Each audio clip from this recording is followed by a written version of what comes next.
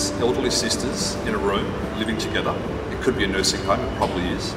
And there's a strange character, Bertie. And so what happens is something happened years and years ago, sort of mid-last century, in say a large grazing cropping property, say Western Victoria, or in the wheat belt in Perth, sort of outback Queensland. These big sort of farming properties, you know, we're talking establishment, white kind of, you know, kill the natives kind of environment.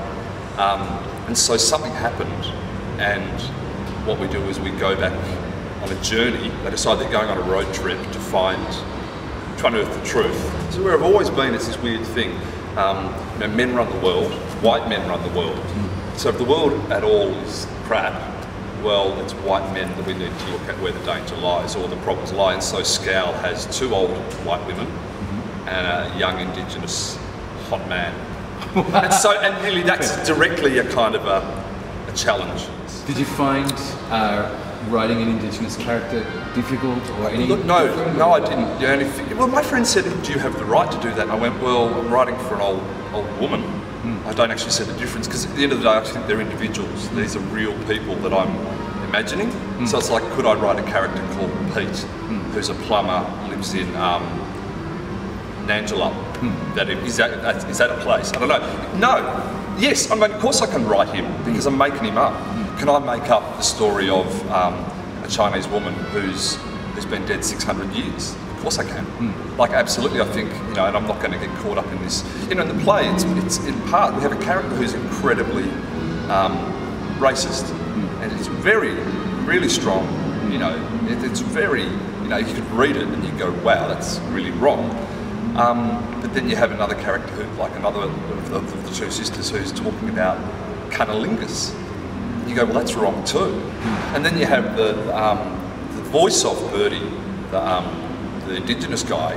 He barely speaks, and the biggest struggle I had was actually, should he even speak at all?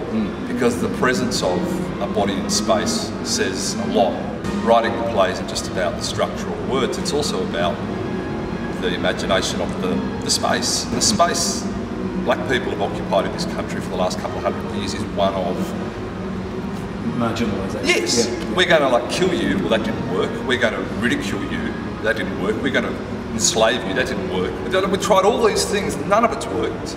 Still here, still loud, still proud. So we got to just face up, because this shit's, none of our bullshit's worked. And that's the play. It's like, we're freaking pathetic. And so the character of Bertie, he stands there and he seethes with like, you're pathetic.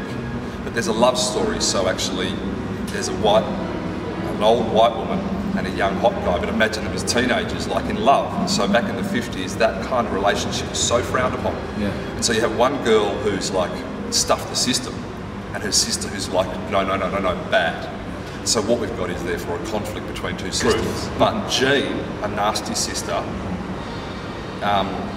is the one that we're really quite challenging. Yeah, so no, it's been about what does Bertie say, and should he even say it? And then so, but I actually reckon it's nice, what I've come up with. I actually quite like it.